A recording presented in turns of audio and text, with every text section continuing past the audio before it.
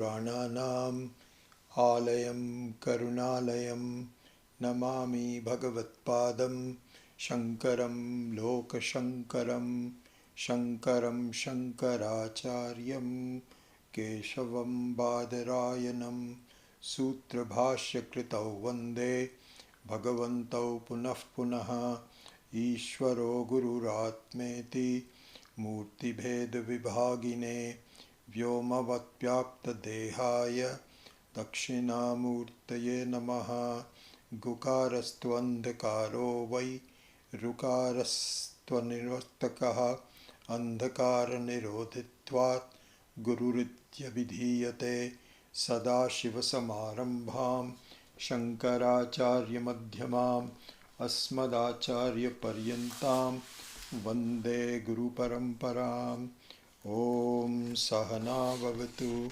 Sahanau Bhunaktu Sahaviryankaravavahai Tejasvinavadhitamastu ma vidvishavahai Om Shanti Shanti Shanti Om Apyayantu Mama Angani Vakpranaschakshuhu Shrotramatho Balamindriyani cha sarvani Sarvam Brahma Upanishadam Maham Brahma Nirakuryam Mama Brahma Nirakarot Anirakaranamastu Anirakaranam Me Astu Tadatmani Nirteya Upanishatsu Dharmas Te Mai Santu Te Mai Santu Om Shanti Shanti Shanti.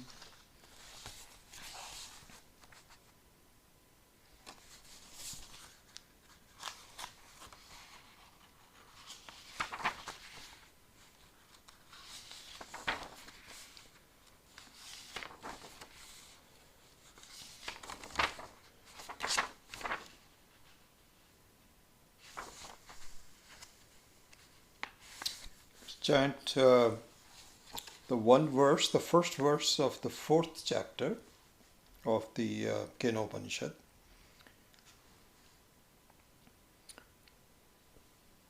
So I'll just do it in small portions, and I'll do it twice.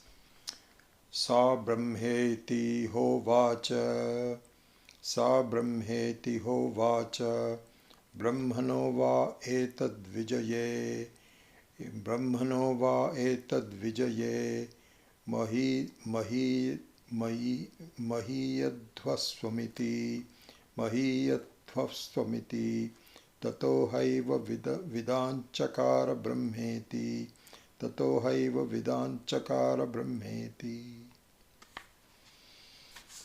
Okay, so we have finished the third of the fourth chapter Kenopanishad, which I didn't plan on doing when I started this section on the Vedantic Insight, which is Praptasya Praptihi. But one thing led to the other, and so then I think we might as well. This has been a class on Kenopanishad as well, and today we will complete the whole Kenopanishad. The fourth chapter is a very short one, so we will do that today. So to pick up the thread from where we were last week, what this story, the Akhyayika, which is the main topic of the third chapter of Kenopanishad, what the topic of that was, that even the gods did not know the Mahima of Ishvara, which was the main factor in the victory of the Devas over the Asuras, the good people over the bad people. Even the Devas also didn't know that. They thought that they are the ones who are doing everything, and they were very proud of their own accomplishments, congratulating each other, slapping each other on the back, and having a nice drink and partying together and saying, wow, we won, aren't we great? And Ishvara, in his kindness, um wanted to teach them that there is something wrong in that theory, that we are the only cause of the victory, when in fact you have a very small portion of contribution to play, a very small role to play. And in fact, really, it's interesting. The Swami Chinmayanand once had a very interesting example of this. He says when the railroads first came to India, introduced by the British, which was the steam engine. So they actually put rails all over India, connecting small towns and so on. And so the villagers were told that there is going to be a station right here in the small town. And if you want to really transport some heavy loads, instead of carrying it on your head and or perhaps in a bullock cart, what you should do, if you have to travel 30-40 kilometers from one village to the other, get on the train. So they said, train? What's a train? So they said, this is a phenomenal new contribution to this. The British have introduced it, so it has pulls the whole hundreds of people together. You just have to get into a compartment and put. So the person said, "You mean I don't have to carry the load anymore?" She says, "No, no, no. You don't have to carry the load. Just do it." So as the Swamiji was explaining, the villagers this was an absolutely new, concept. They had never really thought about it in all their lives. They had been living in age of bullock carts and walking of so on and so forth. They didn't even have bicycles at that time. Anyway, so somebody said, come with me, I'll show you where to buy a ticket. And then as soon as the train comes, you immediately enter this. So he says, can I take my big tokery of vegetables that I'm going to sell? He says, yes, take it with you. Of course, yeah, you're allowed to do that. Absolutely, take it. So Swamiji said that this person, he was looking around and saying, what is all this? I can't believe this. Very strange. You have to come up, enter the compartment, and then he did not put it down on the ground. He was carrying this thing on his own head, because that's what he trusted. He had a little turban on to make sure that it doesn't just ease the load on it. And as when the train started, he's carrying it in his head, and he was very happy that we are going fast. So somebody said, wait a second, why are you carrying this load on the head? So he says, what do you mean? I don't understand what you're saying. Of course I have to carry it in my head. He says, no, put it down on the ground. And when the station comes after an hour or so, we will let you know, you can come out. I remember this Swamiji saying, this is, this may seem like, this is actually a fact. This is exactly how it happened. But he says this is a story that applies to us. It applies to us because we go through the life with a lot of assist from the Ishvara. A lot of amazing amount of assist. And we don't realize it. We think we are doing it. I am the one who is responsible, and I am the one who is worried, of course. When you say I am responsible, all the worry also comes in and so on. When in fact you do have some small role to play.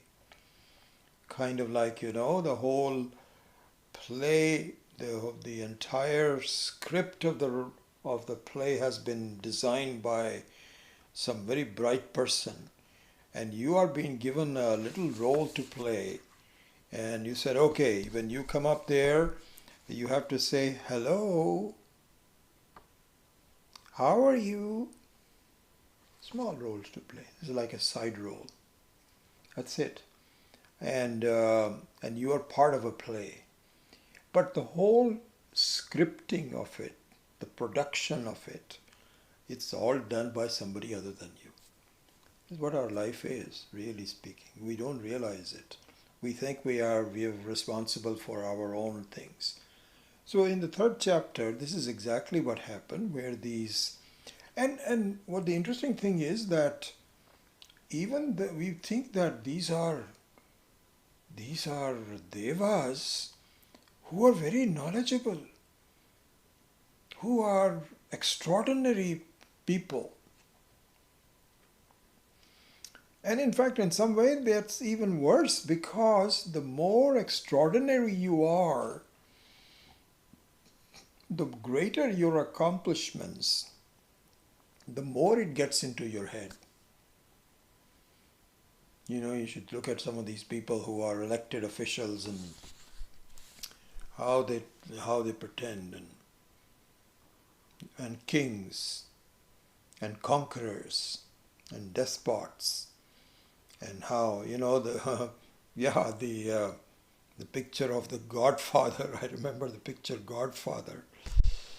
And, you know, just talking of that, there was an English actor called Michael Caine that many of you may remember. And so the Michael Caine was, I'm not sure he's still alive. So many of these famous actors have passed away. I can't keep up. But anyway, he was a very good actor, Michael Caine. And what were some of the movies? I forget some of the movies that he had on. So one time I was driving long distance. Long distance to me is about half hour, maybe 45 minutes. I have really not driven more than that well, that's not true. I do have gone to Monterey, which is an hour and a half, or to Napa, but not to Sacramento, which is 2 hours away. So maybe an hour or so. Anyway, there was a long drive. And I happened to hear an interview on this KQED, this National Public Radio, NPR, with Michael Caine. And it was a fascinating interview. It was so the person was saying, what training did you go through to learn acting?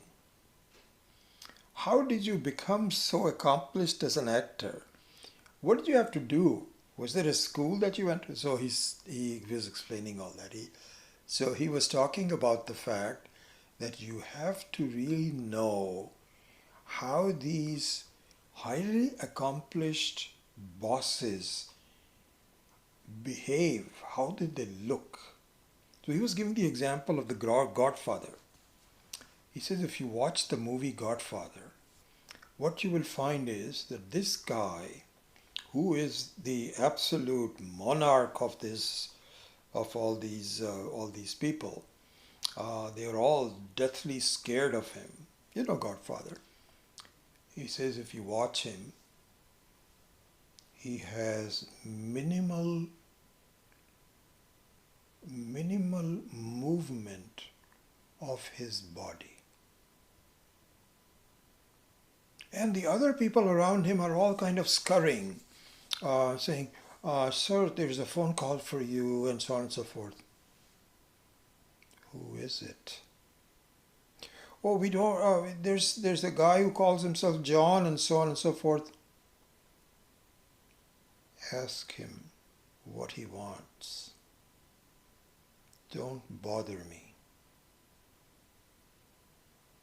Yes? Very well controlled, without movement or anything like that. And he says, I have to learn to do that.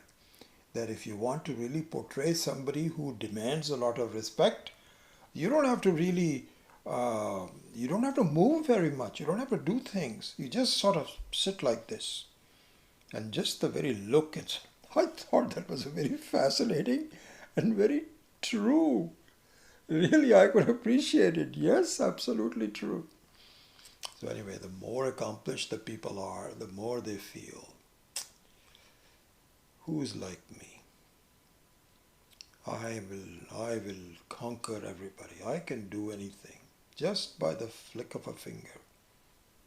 Kill that guy. That's it. I don't have to do anything. Those guys have to figure out, how do we kill this person, this, that, or the other.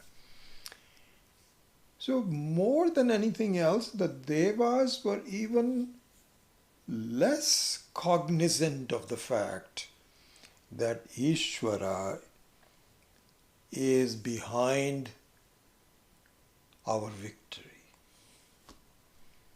It is kind of like the railroad is behind carrying my bundle of fruits and vegetables that I'm carrying.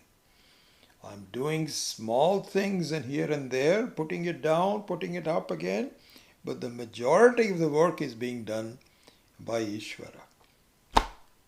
I tell you, we don't know this. This is a fact in our life. We just don't know it. And until we do, until we understand the contribution and the mahima of Ishvara, who is carrying me through the whole life, who's deciding how will I be born, who will I be born to, what will my DNA be, what's my health going to be like, how long am I going to live, where am I going to go in the next life? The whole thing is defined by Ishvara. And I think I'm the big guy. And so the whole message of the third chapter is that when they were really, having a party after their victory, Ishvara said, in his own kindness, because he could let them be foolish for a long time, but he says, you know what, I think I better, these guys have really become very, very wise over the years. They have invested their time very well. I'm very pleased with that. They've set themselves up absolutely the right way, and I should really help them to understand what's going on. So he constructed this whole drama where he became a yaksha, which was a strange creature emanating light and with no body whatsoever, hard to even look at. And he just suddenly got there next to them, and the whole place was lit up. And the people, all the devatas said, what is this? What's going on here? Let's find out. And the yaksha could even talk. So they sent we sent the Agni first. And instead of Agni saying, who are you? The yaksha says, who are you? And Agni was very, very insulted. My goodness, he doesn't know who I am? Anyway, so then he sent Vayu. Similar kind of a thing. Then the king of the Devatas, Indra, was sent. The king means he had wisdom. Indra has a lot of wisdom. His buddhi is superior to all the other Devatas. And so Ishvara thought that I should really play the ultimate trick on him, which is, instead of having a dialogue with him, as he's approaching me, I should disappear.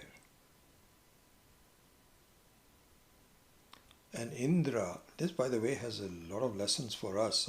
When this is coming up in the fourth chapter, in terms of this appearance and disappearance. It's all connected, so beautifully done. So Ishvara took special kindness on this very wise Indra and disappears right in front of him. Indra didn't scratch his head and says, what's going on? I don't know what's going on. Became thoughtful. Oh, wow.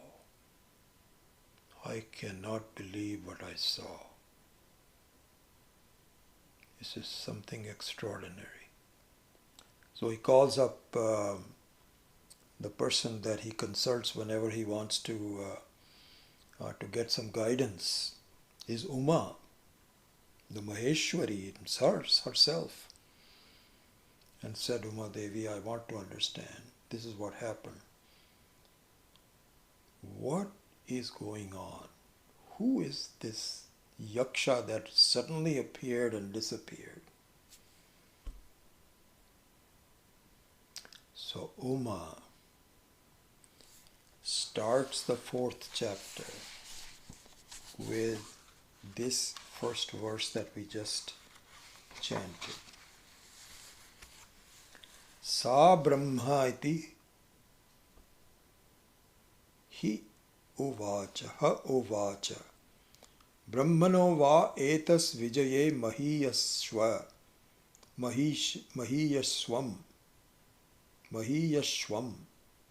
iti tataha ha eva vidanchakara brahma iti.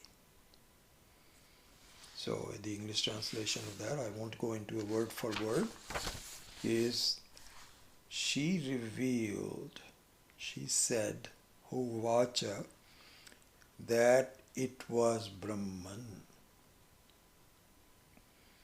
and said, you are glorified in this manner on the victory of Brahman alone. Means that your glorification as a victor was set up by this person. You thought that you were solely responsible for defeating the asuras. You did not realize this is the person who did it. Indra immediately said, oh my God. Good heavens, I didn't realize it. Of course, it's nothing shocking for him. It was a shock for him, of course, in some way, but I think in the Anubhuti Prakasha, Swami Vidyaranya points out that he made a point of doing that Indra was very well read about Vedanta and so on and so forth. And in some way, it's interesting that even people who have been studying Vedanta for a long time, again, the same point that I'm bringing it here. Just look at the application of that point here. We all say, oh yeah, Ishvara is behind us, like this story about the Swami Chinmanand story. Yeah, that makes sense. Yes, of course. Yeah, of course. How come he didn't realize it? Not understanding that this applies to me. And the way I'm behaving and the way I'm conducting my life is as though that fact doesn't appear. I just did a Diwali puja for, as I mentioned to you last week, for the youngsters in the family. And this is the main point I just wanted to bring up. The kids are still kids and so on. So I said, don't you thank your parents? And it was a huge gathering. And all the parents said, no, she doesn't. She doesn't even thank us. And so there was a kind of a fight, and they'll say, yes, we do.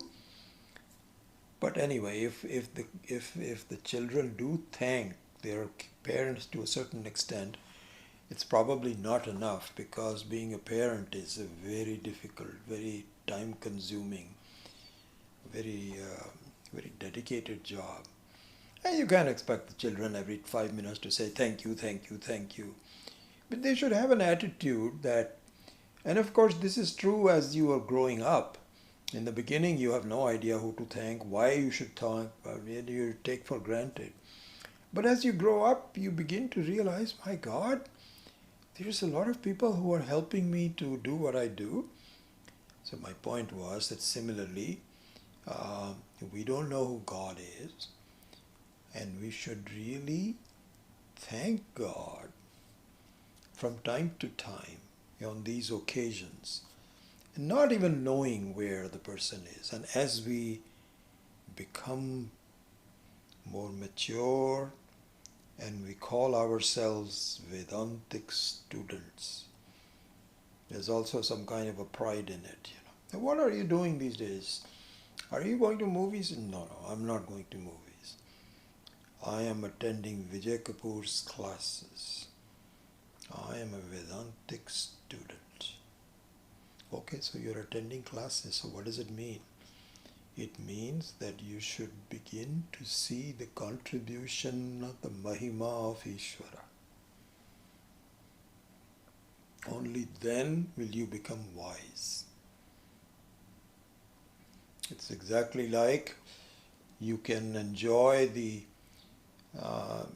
accomplishments of a great scientist, but if you understand exactly what the great scientist, I was studying this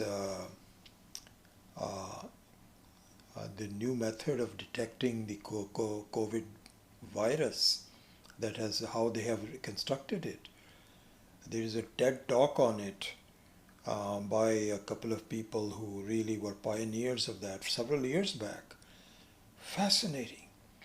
And then you realize, my goodness, what an insight of these epidemiologists on how they can come up with this. And so the more you appreciate the Mahima of Ishvara, the more wise you will get in your life and more mature you will get in your life. So Indra was, so this is the point I wanted to make. I went around in a lot of different ways. It's not as though Indra didn't know that Brahman is the very source of the reality of everything. But somehow he did not connect it to his own life. He had not done the mananam, perhaps, in the way of we looking at it. But when this was pointed out by Uma, he immediately closed his eyes and said, "Oh my goodness. What I think of myself as a person, as Indra, having all the capabilities, I am really just a cover, just nama rupa, just name and form to the essence which is Brahman. All the power, just like you can now relate it to it. That really the weight of the ornament is the weight of the gold. And the ornament thinks that, I'm so beautiful. See how pretty I am. I never lose my luster. That whole thing is borrowed from gold. But as an ornament, you have a certain pride. Look at me. What a nice looking necklace I am. There's nobody like that. And I'm made out of gold. I never tarnish. Wow. What? Look at me. And this is so stupid because the necklace can be broken just like this. Very vulnerable. You put some heat in it and it'll melt. You drop it and it can break. The identity is very fragile. And yet, all of the belongings of the Mahima is from the gold. Swami Dayananda used to say this so well. The weight of the ornament is the weight of the gold. The look of the ornament is the look of the gold. The shine of the ornament is the shine of the gold. What do you have? You just had some shape. What value do you have which is your own? You cannot walk away as an ornament, leaving the gold behind. That's the situation we have in our life. We cannot really become wise until we recognize the Mahima of Ishvara. Otherwise, we can say, "Oh, I'm."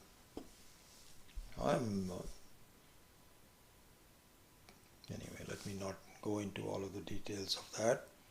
And so that was the message of the third chapter. And this is really true for us in our life also. And we do not, in some ways, one very interesting thing to say is that it is not easy to see in some ways what my reality is, because I am so focused on non-reality that it is hard for me to even visualize that I am the one that is providing the reality to the non-real things. That I am the gold. I am not the ornament. Yes, this is the ornament, my hands and feet and talking and listening and so on. But none of that is there without consciousness. The consciousness which is not changing, which has been there all my life for everyone, is the real content of all of everything that is going on. I don't see this. It looks like a kind of a strange thing. Consciousness. What consciousness? How can consciousness become? What does that have to do with my my life? I'm the one that is doing things. I'm the one who's reading. I'm the one who's picking up this book. What consciousness? Where? So we are really so oblivious of it that it is not surprising. Not surprising. And the example of that is that even Devas don't realize it. So in some way, I think we should be very tolerant of our ability. This is not easy. But it is very easy. If I am given some small hints, then I am not far. As the credit card example, I go back to it. That once I am told, my God, it's right here. And it has some validity to it. What I thought was gone somewhere, it's not, it's here. And so this pratibodha meditam matam, that really speaking, every thought, and this will be again repeated in the fourth chapter. It's coming up very shortly. That it becomes very easy at that point. But until then, if you don't know that what is very close to you, it looks very far. And it's very difficult to really search for the reality. So it's interesting, this the very setup in our life where we are searching for a sense of completeness, a sense of happiness, sense of not being lost, a sense of being secure, all the things that we want in our life is really our own self, but we don't realize it. And the reason we don't realize it is because of just the way we are focused. This is an important thing to see, really. It has a lot of implications to it. And the totality of this vision takes a while. It certainly took me also a while to sort of see. The crux of this whole thing,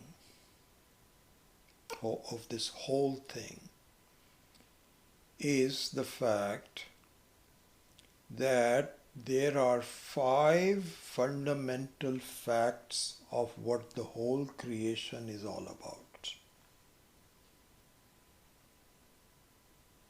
5 different facts. If I need to keep all 5 of them in view as I search for a solution in my life. What are those 5? The 3 of them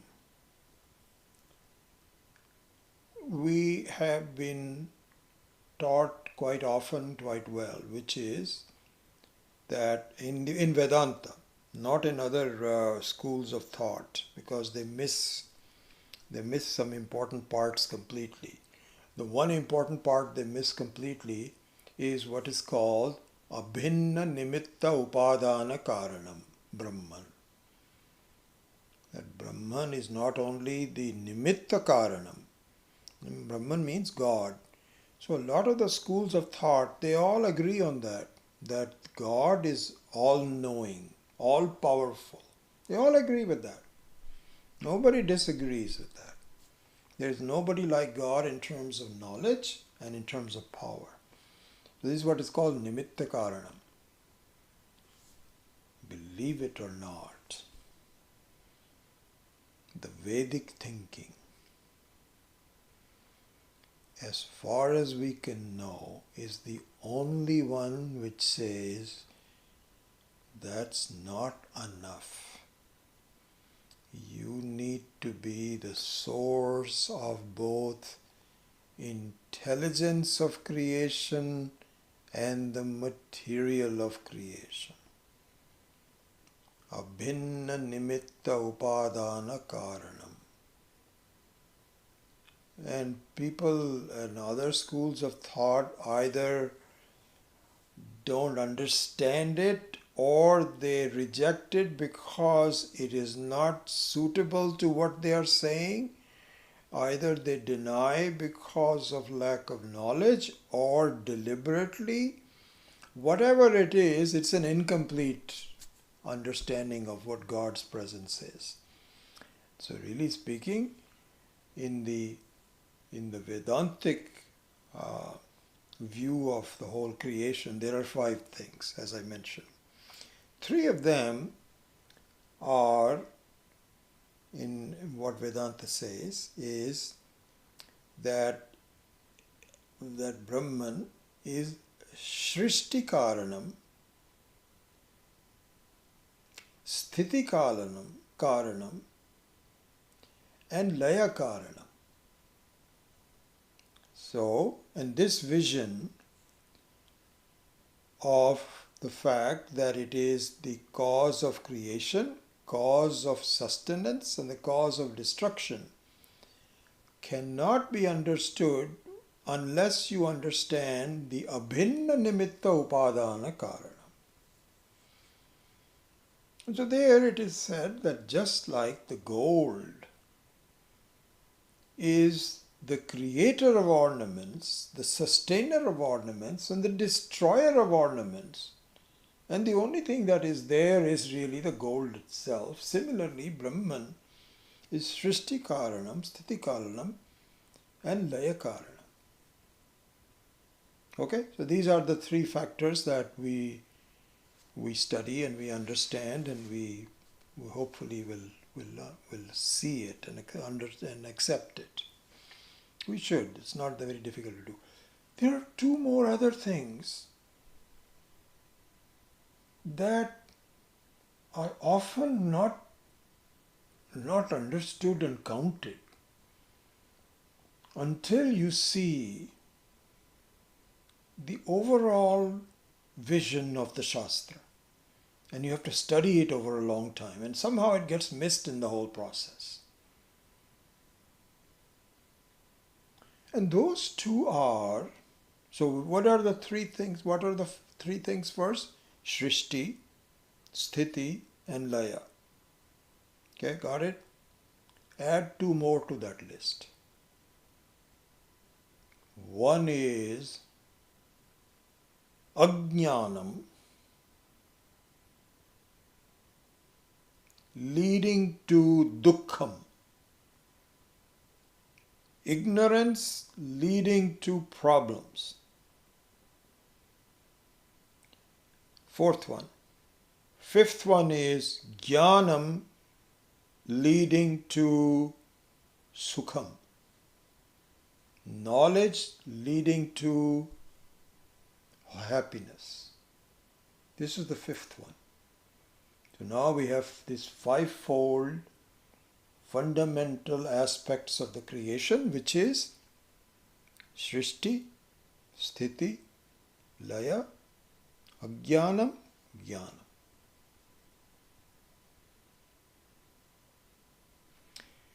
If you really study this and understand this, so many questions get answered.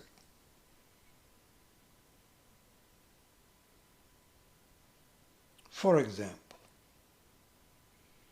one of the questions that dogs all of us and creates a barrier in our mind as we try to understand God, Ishvara, and the creation, and to try to reconcile with it. All of those kinds of issues that I have in my mind. One of the barriers to that understanding is not knowing these five factors. Okay? So for instance, we often have this question, we always have this question in our mind. Why did God create such a problematic world?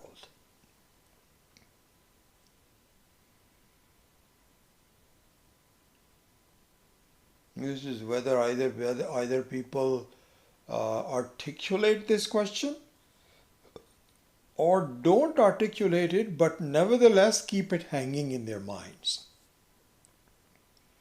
Because supposing you attend a Vedanta class and you are generally okay with the teaching and so on and so forth, but at the back of your mind you are saying, why are there so many problems? What's happening? Because that means you're not sure of the nature of God. Is He so cruel?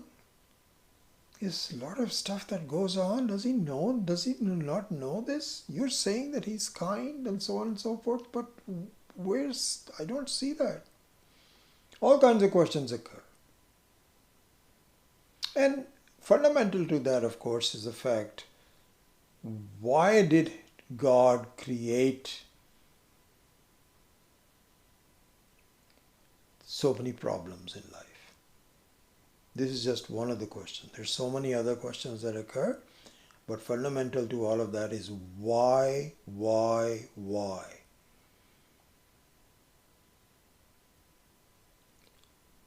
Now, all of those why questions become irrelevant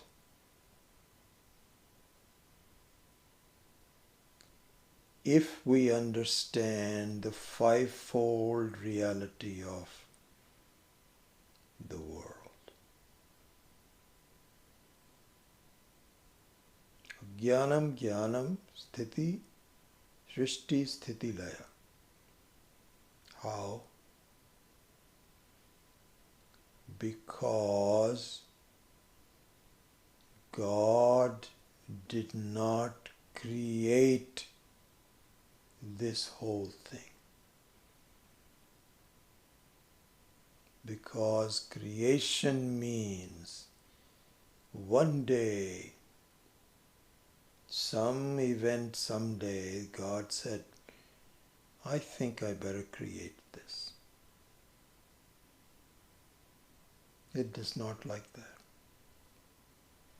Well, if it is not like that, what is it like?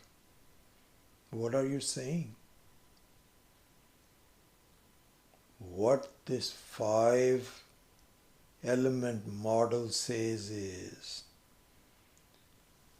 this is the nature of the entire cosmos. And the entire cosmos is in fact the very nature of Ishvara, God. It's the nature of it. It's exactly how it is. It never was created in the sense that it was not there, then it came. That's not the way it is. It's always been there. That's the way it is. That's the way it is. So what about this question about why did okay, fine. I won't ask the question in the same way, why did God create all the problems? But how did the problems get created? How did they even come about? Why? Why can't we all just be happy? Also contained in this 5-element model is that if you don't know the reality, there is dukkha. If you know the reality, there is sukha. That's it.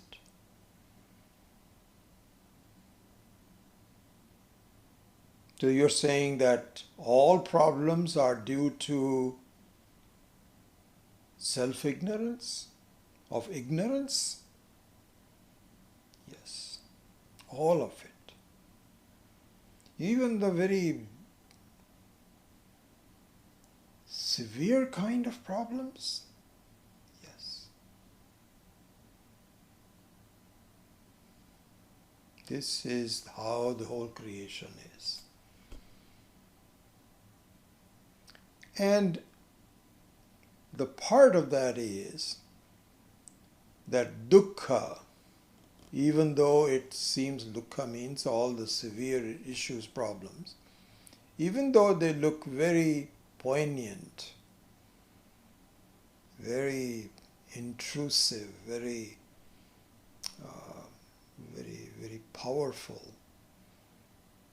they are very temporary.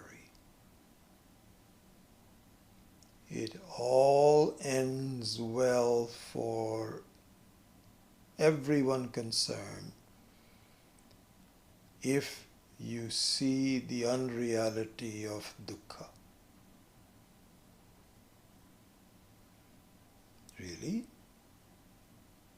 Now this is the essence of the whole 5-element model. That really speaking, if you look at anatma, if you see the anatma as atma, the not self as the self, as the reality, there is dukkha. And I think in the example of the golden ornament, this is a rather simple model, but instructive models. That as long as you take yourself to be an ornament, I'm sorry, you'll have nothing but problems. Because you will have a beginning, you will have a very vulnerable existence, and it will surely come to an end.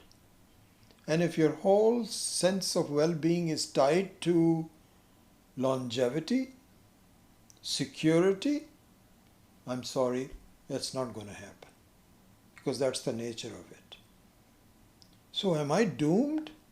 Yes, you are doomed as long as you take yourself to be an ornament. But you're not doomed at all. You don't need to be doomed. Oh, really? How?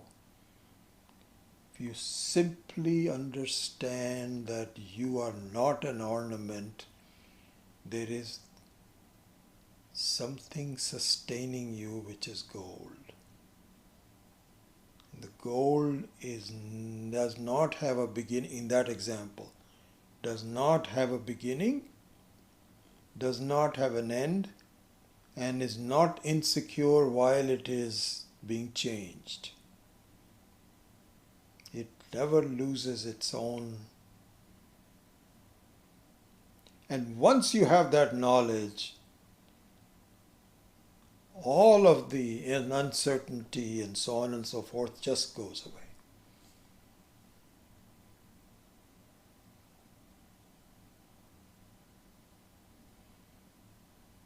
And one can even ask,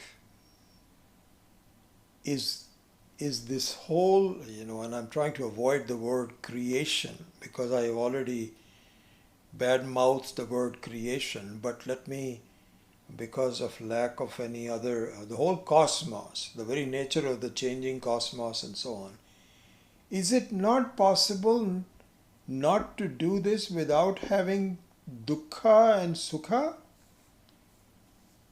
It could, but there's no play. What do you mean by there is no play? So this is an important thing to see. That supposing there are people just sitting there quietly and not really involved with any play of any kind. Just sitting quietly. They're happy.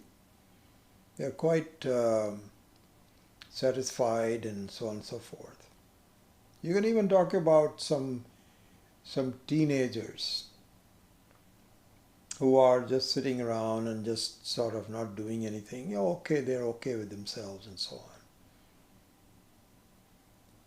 Why do they even want to play? Why do they even say, hey, do you want to play some soccer? And people say, yes, that would be fun. Let's do it. All right, so you divide people up in, if there's not 22 people, you just have about 10 people. You say 5 people this way, 5 people that way. Okay, let's just do that. So you go through a game, you choose the people and you so on. Does anybody have a soccer ball? Yes, so I have a soccer ball. And you start playing. You didn't have to, but you were just sitting there doing nothing. But all of a sudden you said, wouldn't it be fun if we played soccer? Because, we have some time. Okay, let's do it. Now the play starts. And there are losers and winners, goals and non-goals, defense, even cheating. My older granddaughter, who's playing water polo in high school. So do you know that she was telling me just the other day that our nails are examined by the referees before the game starts. So we said, what? Why are your nails examined before the game starts? He says, you know what? Because you have no idea how much clawing and cheating that goes on underneath the water. And in fact, our granddaughter, Arya, she's a very gentle soul, really. She doesn't really, is not overly aggressive, and she is very good in the sports.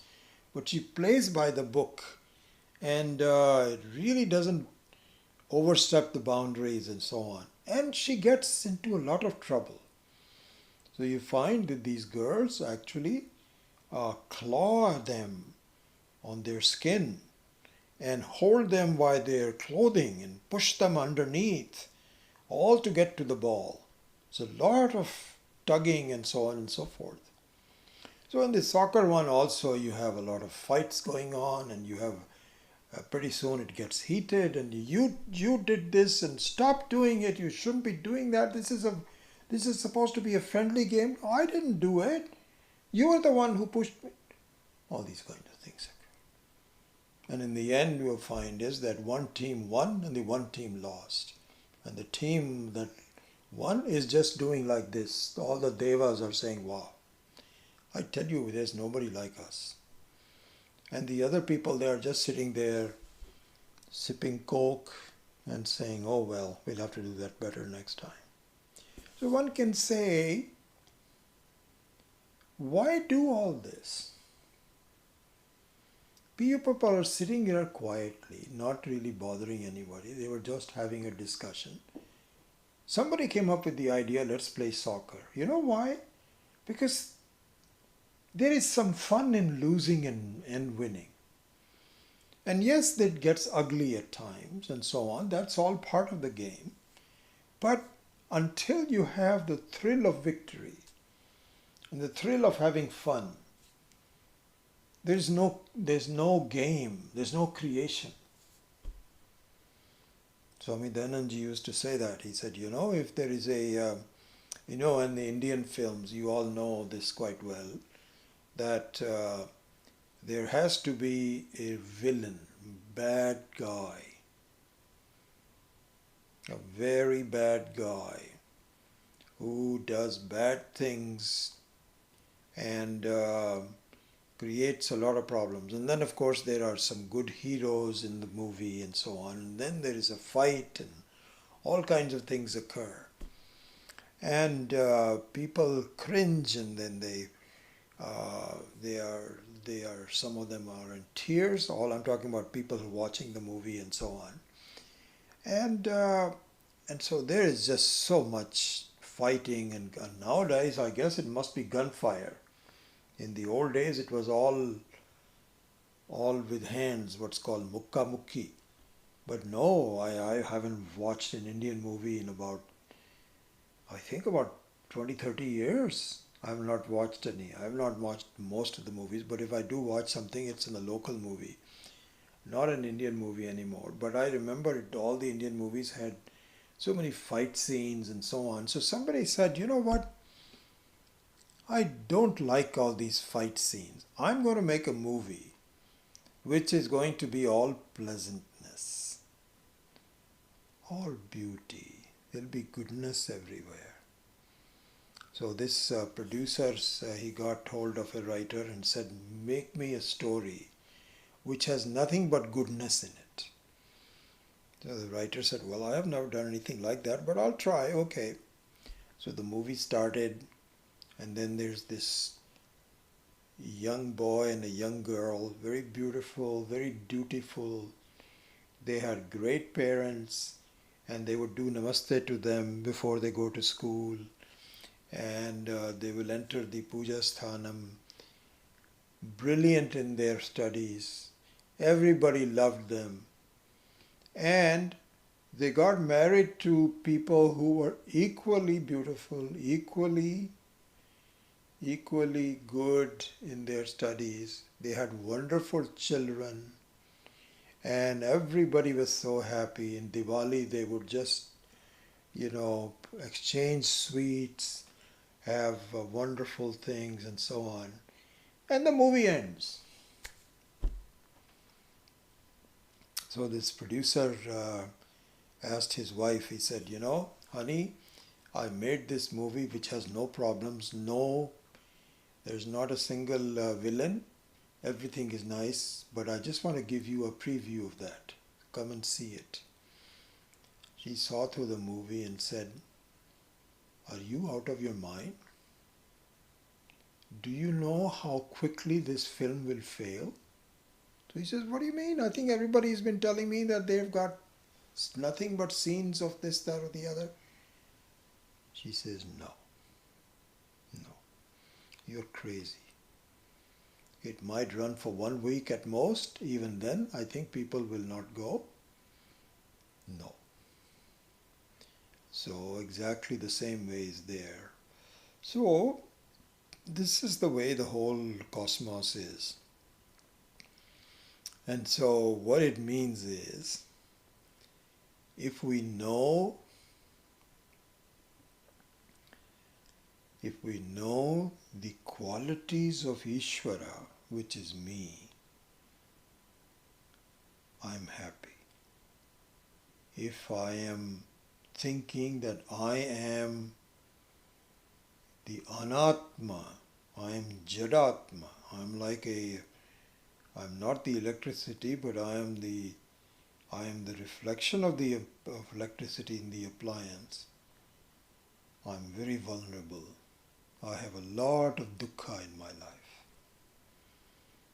This is exactly what stream interrupted. Oh, okay, resumed. I guess there was some kind of a... Okay, so hopefully everything is okay. So in the Kathopanishad, there is this very famous Vakya, which you may have seen. It's in the second chapter, the very first verse of the second chapter, Dvitiya Adhyaya. It says, Paranchikhani vyatranat swayambhuhu tasmat parang pashyati na antaratman kaschid dhiraha pratyakatmanam aikshat avritta chakshuhu amritatvam icchan. This is the verse. And it says that the way the whole cosmos is that you are looking outwards. Your sense organs have been designed to grasp Anatma only. Paranchikhani vyatranat swayambhu. So the swayambhu is Ishvara, as though made it difficult for you to see yourself because you are so outward focused. Nevertheless, kaschid dhira, some person who figures out the truth about this upon being told. So kaschit dhiraha, let me go back to it. Pratyak atmanam aikshat, is able to see the reality, which is the Atma.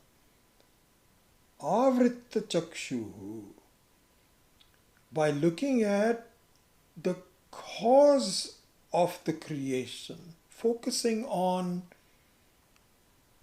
pratibodha viditam matam, what is behind all this. One is able to see that amritattvam icchan. So this is an important verse, an important concept all throughout. Also, excuse me.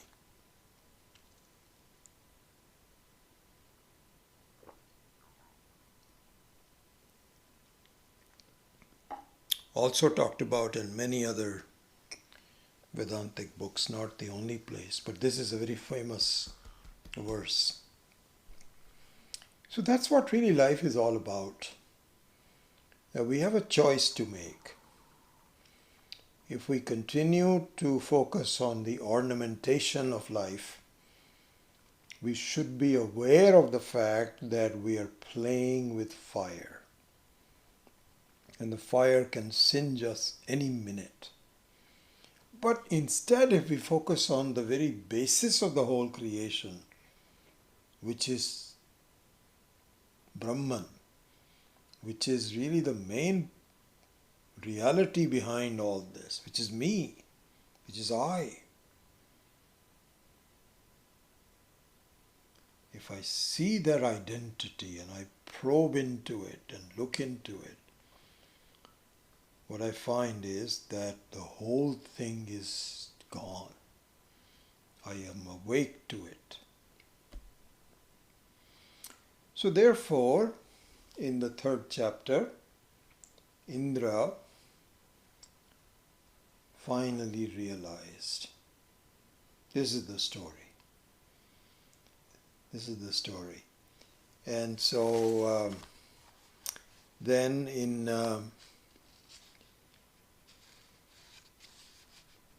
so what I could do in the short time that we have is just quickly go through some of the verses in English, not even do that in Sanskritam, because it's a short one and it's not, all of that is really not critical. We have already looked at the critical aspects of it.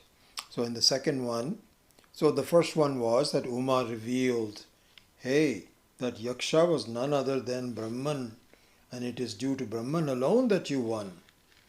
And then and thus alone Indra knew that it was the truth about what's happening. And so then in the second one it says, because of that association with Yaksha, these gods became superior to other gods. For these three gods, Agni, Vayu and Indra, closely came in contact with the Yaksha. They first came to know that Yaksha to be Brahman. This is their glory. They're glorified. These devatas are glorified. So this is continued on. Because of that association with Yaksha, Indra became superior to other gods, king of the other. He was already a superior. He closely came in contact with Yaksha. He first came to know this Yaksha to be Brahman. Then in number 4, the following is the instruction of that Brahman. This Brahman is comparable to the flash of lightning, thus in the first instruction, and this Brahman is comparable to the winking of the eye, thus in the second instruction. Thus ends the Adidaiva instruction. Okay, so this is somewhat difficult to follow, and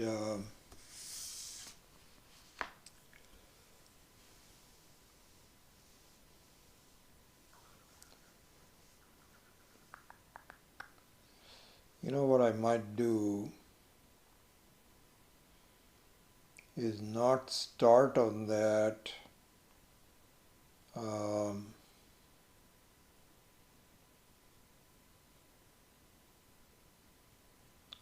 until the next life. I'm sorry, the next next life, until the next class. Could be the next life, who knows. So I'm going to end early. It's 9:07 only, so it's about 7-8 minutes early. But I think what I will do is that I will probably take up maybe half the class on this remaining aspect of the fourth chapter. And there's some very important things to talk about here. So it will take me about 20 minutes to 30 minutes, and I don't have the time to do that today. So let me postpone it, and in the next class we will maybe I will insert a couple of other insights into it, and perhaps even make a decision on what to do next. So I've been thinking about it. Let me make a decision, and hopefully in the next class we can even give you an introduction to the next topic that we will take up after this aptasya praptasya praptihi. So with that, I think I will close the class. Now, one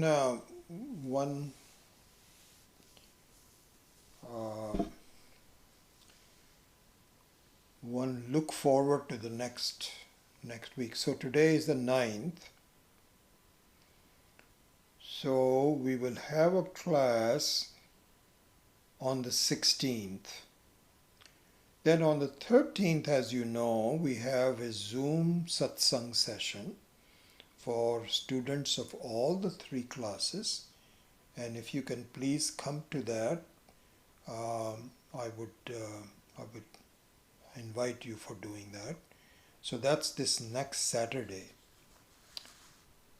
Then we may have, almost certainly we'll have a class on the 16th, which is next Tuesday. Maybe a short class next Tuesday. Maybe just this topic itself instead of going into the next topic. Then the following week, on the 23rd, we will not have a class. And in fact, I'm going to miss 2 Saturday classes and 1 Tuesday class because our whole family is going to go somewhere for a vacation during the Thanksgiving week. We have a number of there are 3 of our family members who were born during that week, so we always celebrate that. So I'm going to be gone for quite a while, for about 9 or 10 days. I'll miss 2 Saturdays and at least one Tuesday, which is on the 23rd. I will miss that. So I'm going to send it all in a form of an email to you. But just immediately for the next week, we'll have a class on Saturday, which is a Zoom class, a satsang. And then we'll follow it up with a short class next Tuesday, which is the 16th. Okay, so that's the plan. So with that, let me say a prayer and then see if you have any questions. Om Asato Ma Satgamaya Tamaso Ma Jyotirgamaya Mrityorma Amritam Gamaya Om Purnamadav Purnamidam Purnat Purnamudachyate Purnasya Purnamadaya Purnamevavashishyate Om Shanti Shanti Shanti Harihi Om Shri Gurubhyo Namaha Harihi Om.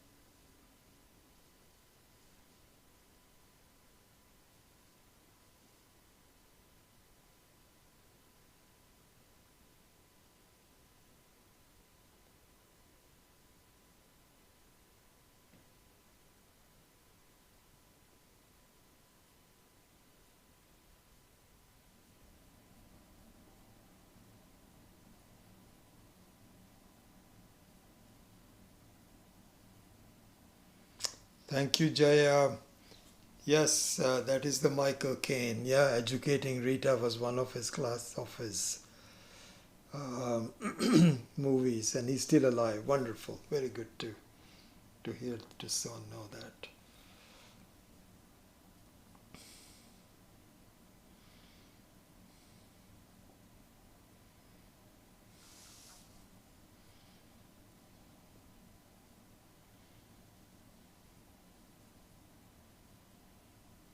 Yes, Kate, I got your emails and I will put you on the roster. Wonderful. Very happy that you joined us.